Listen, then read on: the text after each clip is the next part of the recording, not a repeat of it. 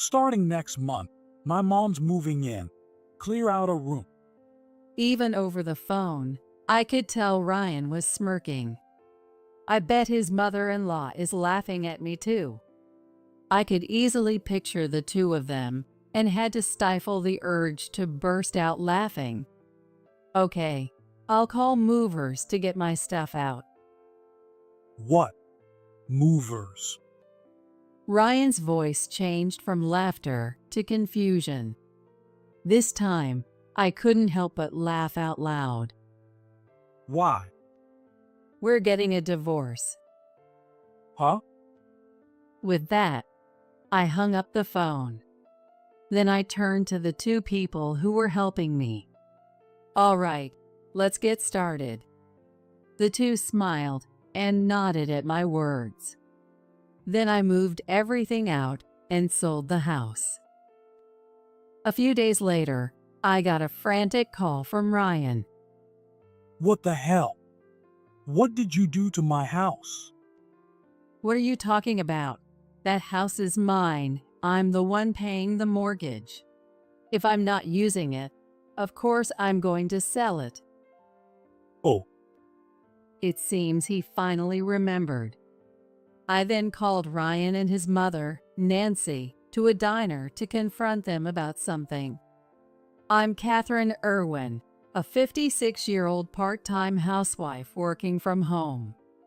I used to work for a company, but due to certain circumstances, I became independent and started earning a decent income. My husband, Ryan, also works, but he keeps all his earnings as pocket money and doesn't give me a cent. So, our current lifestyle is supported entirely by me. Ryan's mother, Nancy, lives alone at his family home. Nancy is a real piece of work, always. Ryan, Catherine is being. Catherine, why can't you be nicer to my mom? Nancy constantly bad-mouths me to Ryan. Ryan is completely devoted to his mother, always prioritizing her over me. To make things worse, Nancy puts on a great show for others. Because of this, around their neighborhood, I'm seen as the bad daughter-in-law who neglects her mother-in-law. Catherine, can you teach me how to make beef stew next time? Sure, I'd be happy to. My only allies are my niece, Emily, a college student, and my brother-in-law, Michael.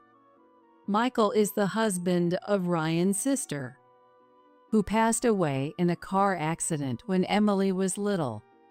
Michael is a busy doctor, and since his parents are also deceased, I often took care of Emily, which is why she's close to me. What are Uncle Ryan and Grandma talking about? Why would anyone be nice to someone who only bad-mouths them? Emily stands up to Ryan and Nancy for me. Michael also helps by subtly keeping them at bay when he's around. Thanks to them, I can still endure being part of this family. One day, while I was working, the doorbell rang. With a sigh, I trudged to the door. Sorry to keep you waiting. You're late. Making me wait in the scorching heat. Is that your plan, to let me faint? Complaining, Nancy barged into the house. She often shows up unannounced like this. As soon as she stepped in, she plopped down on the sofa. What are you standing around for? Get me some coffee, and bring some snacks too. I feel like having something sweet today, so give me some cake. Yes, I understand. Once this starts, I can't get any work done. Nancy just sits on the couch, gives me orders, and lounges around watching TV. At first, I ignored her or talked back, but then things would start flying at me. Plus, Ryan would come home and yell at me, so it's better to just keep quiet. Of course, I could just not let her in, But if I tried to pretend I wasn't home, she'd just ring the doorbell nonstop and yell. So, to avoid bothering the neighbors, I let her in. Oh my, look at this mess. How can you not clean up as a proper wife should? Well, that's because Ryan. What she pointed at was the mess Ryan made searching for his phone before leaving for work. He left without cleaning it up, even though the phone was still plugged into the charger in the bedroom. I was just about to clean it up when Nancy arrived. Blaming Ryan for your inability to do housework. You're really a terrible wife. I'm very sorry. I bit my tongue, resisting the urge to scream, "It's your son's fault," and quickly cleaned up. Then I checked the clock. It was almost time for my online meeting. "Nancy, I'm really sorry, but I have to work now." Work? Oh, you mean that game you play? All you do is play games instead of doing housework. Nancy is old-fashioned and doesn't understand working from home. She thinks I'm just playing games on my computer. No matter how many times I deny and explain, she refuses to listen. Anyway, you need to leave today. You're so loud. Why did Ryan marry such a horrible woman? By the time I managed to get her out, the meeting was about to start. I hurried to get ready. Sorry for being late. They kindly told me not to worry. They understood the situation because Nancy had interrupted a meeting before. After the meeting, I checked around the house. Not again. All the prepared meals in the fridge were gone, and my designer handbag was missing. This always happens when Nancy comes over. It's normal for things to go missing. I'm beyond angry. I'm just exhausted and sigh in frustration. I heard from my mom. You kicked her out in this heat. I have work to do too. If that bothers you, tell her to stop coming over unannounced. My mom comes over to teach you how to be a proper wife. How can you talk like that? Ryan yelled at me as soon as he got home. I argued back, but as usual, he wouldn't listen. Stealing my stuff and food is her way of teaching me to be a good wife? My mom would never do that. Stop making things up, you infertile. Infertile. That word made me fall silent. The truth is, I'm unable to have children easily. I've always loved kids, so this fact still pains me deeply. Ryan looked down at me with a sneer and headed off to the bedroom. He used to be so much better. Ryan wasn't always like this. I don't need kids. Let's just have a happy life together. He used to say things like that to me. Thinking back, he probably said those sweet things because he didn't want to lose me. Right after I was diagnosed as infertile, his sister passed away. For Nancy, her granddaughter was the only one left, and since Michael is a doctor who sends money, she wanted to keep him close. But Nancy, who only cared about having a grandson, didn't want to take care of a granddaughter. So she couldn't let go of me, who was likely to look after Emily, and use sweet words to keep me around. Well, I didn't mind taking care of Emily, and Michael was supportive, so that part was fine. Nancy, Ryan, I appreciate Catherine's help. So, I'll continue sending money, but if I see any more of this behavior, you know what will happen, right? Michael's warning kept them in check.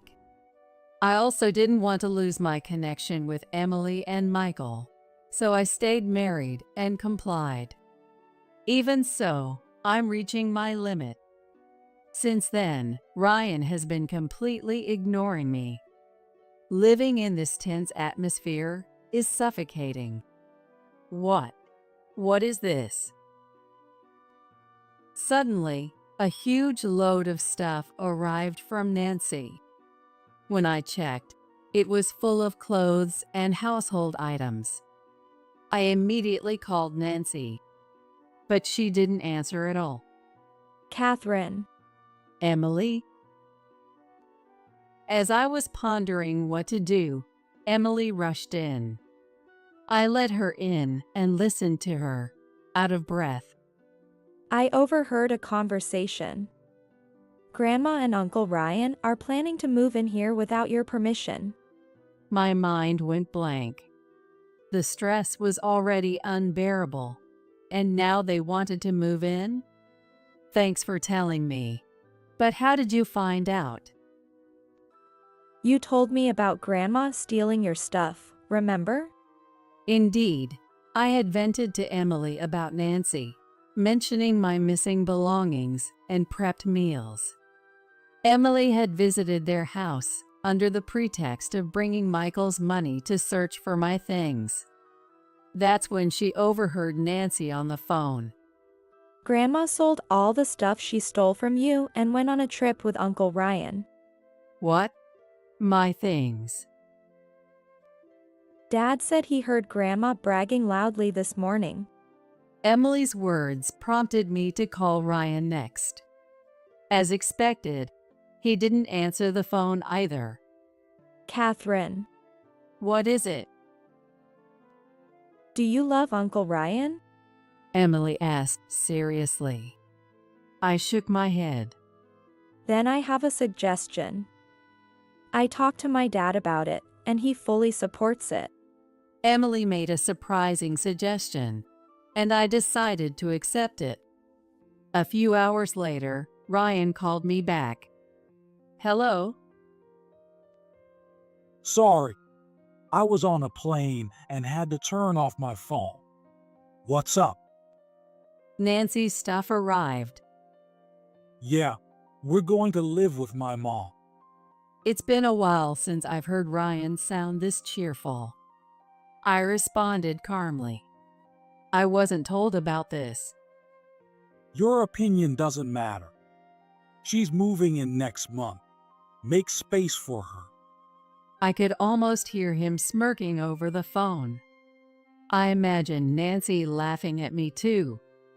The thought of them together made me want to laugh out loud. All right, I'll call the movers to pack up my things. What? Movers. Ryan's voice shifted from laughter to confusion. I couldn't help but laugh out loud. Why? We're getting a divorce. What?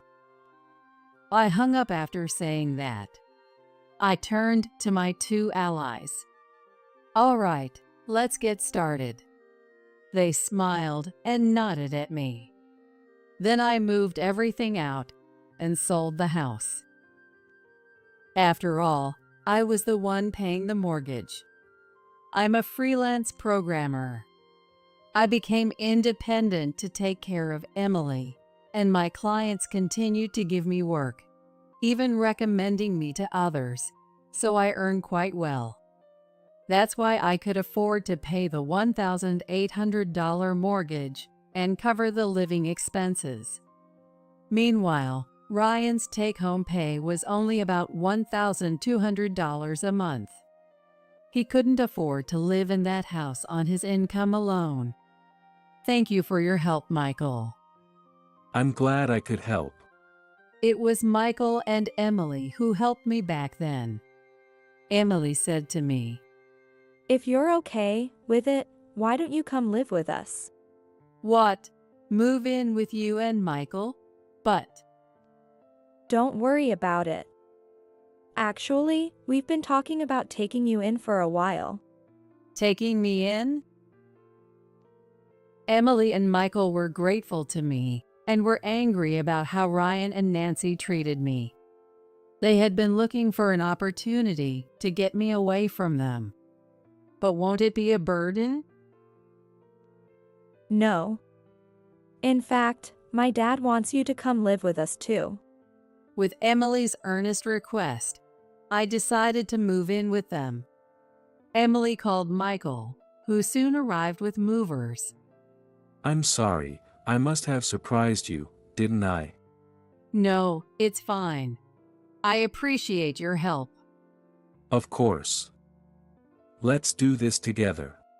So, I moved to Michael's house while Ryan and Nancy were on their trip. During that time, Michael was very kind to me. Catherine, you're really strong. But from now on, please rely on me too. His words made my heart flutter for the first time in a long while. A few days later, Ryan called me frantically. What the hell? What did you do to my house? What are you talking about? That house is mine. I'm the one paying the mortgage. If I'm not using it, of course I'm going to sell it. Oh, It seems he finally remembered. I then called Ryan and Nancy to a diner to confront them about something. What's going on here? Please keep your voice down. It's rude. People are watching. I chose a diner because of the public setting. Nancy, who cares about appearances, couldn't argue back in front of others. why did you sell the house? And when I looked in, most of the furniture and appliances were gone too. I bought those with my own money. I took what I needed to my new place and had the rest taken to a recycling shop. Where did you move? I'll go there too. Like I'd tell you, we're getting divorced. Ryan froze at my words. Did he think I was joking? Or did he never imagine I'd actually leave him? You can't be serious about the divorce, right? I am serious. I've had enough of you. I'm divorcing you and demanding alimony. What? I showed Ryan the evidence of the verbal abuse he had subjected me to over the years. This is just a copy. The original is with my lawyer. My lawyer assured me that this would be enough to get a substantial alimony. You won't be able to survive without me. Too bad for you. I make more than twice what you do. Next, I showed him records of my income. In fact, getting divorced would be better for me. If you agree to forego any claim on our assets, I won't ask for alimony. Can't we reconsider? I accepted you even though you're infertile. How can you even say that? You always used my infertility to shut me up. I have records of those comments too. I then pulled out the divorce papers. I had already filled out my part. Ryan stared at them, his face turning pale. You're kidding, right? And this is for Nancy. Huh? I handed Nancy a photo of her putting my designer handbag into her large bag. I had set up a camera in my room when I realized she was stealing from me. Thanks to that, I had solid evidence. Originally, I planned to use this evidence to get my stolen items back, but it seems she sold them the same day she took them. What is this? I could overlook you stealing food, but this is outright theft. But we're family. I can report theft if it's from a relative living separately, and I've already filed a police report. Both their faces turned pale. No matter how much she cared about appearances, being arrested would destroy her reputation. Please withdraw the report immediately. Nancy shouted. Other diners started staring, but she didn't seem to care anymore. That depends on Ryan. What? If you sign the divorce papers right now, I'll withdraw the police report. Nancy looked at Ryan, pleading. With trembling hands, he signed the papers. Good. Now, I'll be going. After confirming everything was in order, I took the bill as a final courtesy and left the diner first. Ryan, it's okay. Let's get rid of that wife. You can find a young, obedient one. Before I exited, I heard Nancy comforting Ryan. The two of them were too focused on themselves to notice, but some of their neighbors from their community were at the diner for a tea gathering. I saw them watching Ryan and Nancy suspiciously. The thought of what was ahead for those two made me smile. And so Ryan and I divorced without any issues. As promised, I didn't ask for alimony and withdrew the police report.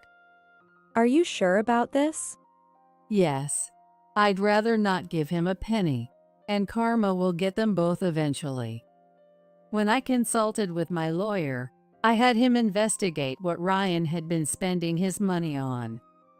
It turns out he had been using his earnings for gambling. As a result, Ryan had no savings at all. Even if he returned to his family home, life would be tough for him. A while later, Ryan called me. Please help me. The first thing he said was a plea for help. Then he started rambling about his recent troubles without me even asking. Apparently, he tried to use his remaining money to pay off his gambling debts by gambling more, but it backfired. He ended up with even more debt. On top of that, Nancy caused trouble with the neighbors. The people who were at the diner had spread the word about our conversation, ruining Nancy's good reputation. Living under constant gossip, Nancy lost her temper and damaged a neighbor's property. And then my mom got arrested. Oh dear. Nancy must have always had a violent streak. With me gone, she had no outlet for her stress and finally snapped. Ryan sold the family home and moved into a cheap apartment. But with his debt and the damages Nancy caused, he couldn't afford it. Please help me. We're married, aren't we? We're not. So, I have no obligation to help you. I hung up the phone. Though the neighbors had often been a nuisance, they were useful this time. Still, I wanted nothing more to do with them. I thought that was the end of it, but Ryan wouldn't give up. Hey, I know you're in there. A while later, Ryan showed up at our house. Michael happened to be off that day, so he dealt with Ryan with me. Hey, give me back my wife. Ex-wife, you mean? Have you forgotten what you did to Catherine? Michael said, putting his arm around my shoulder. Ryan's eyes widened as I didn't pull away. Actually, the day after our divorce was finalized, Michael had confessed his feelings to me. I've always liked you, Catherine, for all you've done for us. I know it's sudden after your divorce, but I had to tell you. That's what he said. I hadn't seen Michael in that light before, so I haven't given him an answer yet. Well, seeing how reliable he's been through all this has made me feel drawn to him, to be honest. There's no place for you here. Please leave. At least restart the allowance. No way. The allowance was originally something my late wife did as a mother, so I continued it as a gesture of thanks for looking after Emily. Catherine was the one who should have received it in the first place. Dejected, Ryan left with slumped shoulders. I hope this means he'll give up. I watched him go coldly. I later heard about Ryan from mutual acquaintances. After that, the company found out about everything, and he had to quit his job. He tried to find another job, but every company turned him down. Most companies around here have worked with me and know my story, so getting a job will be tough for him. Ryan ended up getting caught by debt collectors and was reportedly being forced to work in low-paying, long-hour, and harsh working conditions. Nancy, too, was taken away and put to work doing menial tasks, although they tried to come to me before being taken away. Catherine, I think we should move far away just in case. Yes, I agree. We had moved even farther away, so they haven't been able to find us. With Emily's encouragement, Michael and I got engaged. Finally, I can call you Mom. Emily said, smiling, and I felt happy, albeit a bit embarrassed. Thank you. I've always thought of you as a daughter, so I'm glad. Yeah, you have to be there as my mom when I get married. Something else good happened, too. Chloe, dinner's ready. A cat rubbed against my leg. I'd wanted a cat for a long time, but Ryan was against it. When I mentioned it to Michael, he was all for it, and we adopted a rescue cat. Fortunately, Chloe warmed up to us quickly.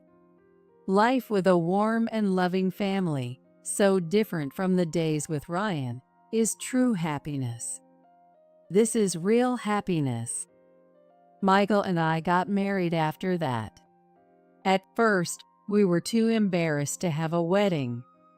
You have to have one. You're finally a couple, and I want to see my parents' wedding. Emily insisted, so we had a small family ceremony. Emily became independent as soon as she started her career. I'll find a partner who makes me as happy as you too. Hey, don't forget to focus on work too. Of course. Emily is aiming to become a doctor, just like her father. It'll take some time, but I'm sure she'll be an excellent doctor. Dad will be home soon. I petted the cat while looking at our wedding photos. Then I heard the front door open. I picked up the cat and went to greet Michael. Welcome home. I'm home. Michael smiled warmly as I greeted him with the cat. The days of suffering because of Ryan and Nancy are long gone, replaced by calm and loving days I never thought possible. I will continue to cherish these precious moments with my dear family.